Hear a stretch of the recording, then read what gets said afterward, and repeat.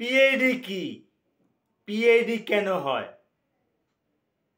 PID কাদের কাদের হয়ে থাকে? কোন কোন অর্গানে পিআইডি হয়ে থাকে? পিআইডি হলে মহিলাদের কি বন্ধ্যাত্ব হয়ে যাওয়ার সম্ভাবনা আছে? এবং বন্ধ্যাত্ব হলে কত পার্সেন্ট বন্ধ্যাত্ব হতে পারে? এই ব্যাপারে গুরুত্বপূর্ণ কিছু আলোচনা করব। আলোচনাটি মনোযোগ দিয়ে শুনলে আপনি নিজেও কিছু জানতে পারবেন এবং অন্যকেও কিছু জানাতে পারবেন পিআইডি সম্পর্কে। আসসালামু আলাইকুম রহমতুল্লাহি ওয়া বারাকাতুহু। আমি ডাক্তার মীর শহীদুল ইসলাম। আমার চেম্বার শুভেচ্ছা 255, ঐতিহ্যবাহী শেখঘাট, সিলেট। জি, গুগলে গিয়ে ডাক্তার মীর শহীদুল ইসলাম কথাটি লিখে সার্চ দিলে আপনি আমার ইউটিউবের চ্যানেলটাও পেয়ে যাবেন, আর পেয়ে যাবেন আমার ওয়েবসাইটটি। ওয়েবসাইট পেলে ওখানে আমার যাবতীয় তথ্যাদি আপনি পেয়ে যাবেন। জি দর্শক শ্রোতা, আলোচনা করতেছি পিআইডি নিয়ে। What is PID? PID is inflammation of uterus. জরায়ুর প্রদাহকে পিআইডি বা পেলভিক ইনফ্লামেটরি ডিজিজ বলা হয়। আর এখানে জরায়ু শুধু একা নয়, জরায়ুর সাথে আরো দুটো অর্গান যোগ হবে। এই অর্গান দুটো, একটা ফ্যালোপিয়ান টিউব আর একটা ওভারি। আর ফ্যালোপিয়ান টিউবও দুটি, ওভারিও কিন্তু দুটি। এখন এই পিআইডি বা পেলভিক ইনফ্লামেটরি ডিজিজ এটা কেন হয়? এটা জীবাণু দিয়ে হয়। কি কি জীবাণু দিয়ে হতে পারে? এগুলা যারা বিজ্ঞানের ছাত্র আছেন তাদের একটু বুঝতে সুবিধা হবে। এটা যে সমস্ত জীবাণু দিয়ে হয়: নাইসেরিয়া গনোরিয়া, টিপোনিমা পেলিডাম, ক্লামাইডিয়াল স্টেফাইলোকক্কাস, এই সমস্ত জীবাণু দিয়া পিআইডি হয়ে থাকে। এগুলো কোথায় থাকে? এই জীবাণুগুলো তো বাইরে থাকে, কিন্তু এটা ভিতরে যায় কিভাবে? হ্যাঁ, ভিতরে যাওয়ার একটা মাধ্যম ভ্যাজাইনা বা যোনিপথ। এই যোনিপথের মাধ্যমে এটা ভিতরে যায়।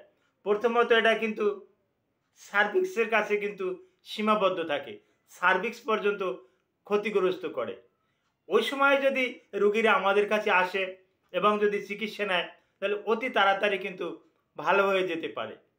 কারণ এগুলো কিন্তু এসটিডি, এসটিআই প্রাথমিক পর্যায়ে যদি চিকিৎসা করা হয়, সেক্সুয়াল ট্রান্সমিট ডিজিজ যদি প্রাথমিক পর্যায়ে চিকিৎসা করা হয়, তাহলে কিন্তু রোগীর জন্য কিন্তু ভালো।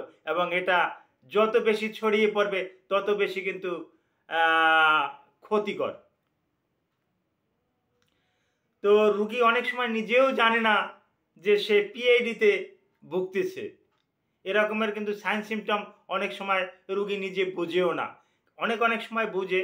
যে সমস্ত লক্ষণগুলো রোগী সাধারণত প্রকাশ পায়, তার ভিতরে অ্যাবডোমিনাল ক্রাম্প, তলপেটে প্রচণ্ড রকম একটা ব্যথা, নড়াচড়ায় ব্যথা, দুর্গন্ধযুক্ত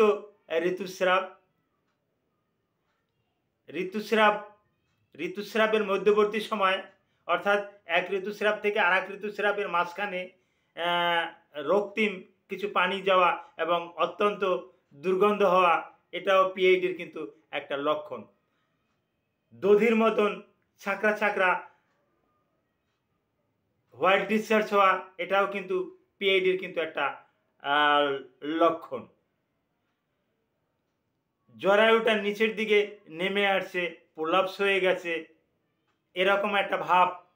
এবং অনেক সময় কিছু সার্ভিক্সের কিছু অংশ নিচে নেমেও যায়, যেহেতু ভ্যাজাইনার যে লেগামেন্টগুলো থাকে, এই লেগামেন্টগুলাই লুজ হয়ে যায়। ভ্যাজাইনার লেগামেন্টগুলো যখন লুজ হয়ে যায়, তখন বিশেষ করে যোনির উপরে, ভ্যাজাইনের উপরে একটা চাপ পড়ে, যার কারণে রুগীতে প্রায় সময় মনে করে কি যেন তার একটা বাহিরে বেরিয়ে যাবে এরকম একটা ভাব। এরকমের লক্ষণ নিয়ে রুগীরা কিন্তু আমাদের কাছে কিন্তু আসেন। এখন একটা প্রশ্ন, এই সমস্ত লক্ষণ নিয়ে আসলে এগুলোর চিকিৎসা আছে। একসময় হয়তো ভালো চিকিৎসা ছিল না। এখন এগুলোর চিকিৎসা অ্যান্টিবায়োটিক, ভালো মানের অ্যান্টিবায়োটিকের মাধ্যমে এর চিকিৎসা কিন্তু এখন সহজ। তো হ্যাঁ, যে কথাটা বলতেছিলাম যে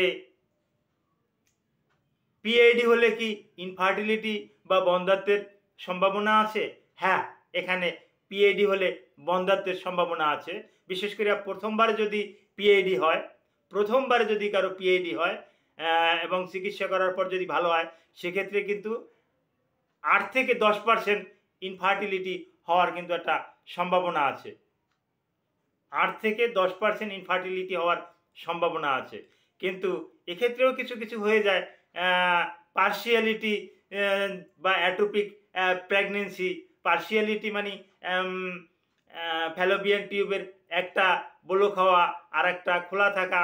অনেক সময় যদি উভয় পাশ ব্লক হয়ে যেয়ে থাকে তাহলে অনেক সময় এটা অপারেশন করেও এটা পরিপূর্ণ ভালোতে আনা কিন্তু সম্ভব আর হচ্ছে না।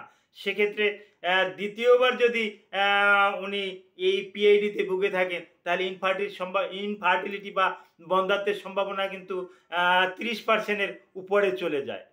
তৃতীয়বার যদি পিআইডিতে ভুগে থাকেন, পিআইডি হয়ে থাকে, তখন কিন্তু চিকিৎসকদের জন্য এই পিআইডি সারিয়ে তোলা কিন্তু একটা চ্যালেঞ্জিং ব্যাপার হয়ে যায়। কারণ অ্যান্টিবায়োটিক এখন কিন্তু অনেক অ্যান্টিবায়োটিকই রেজিস্ট্যান্স।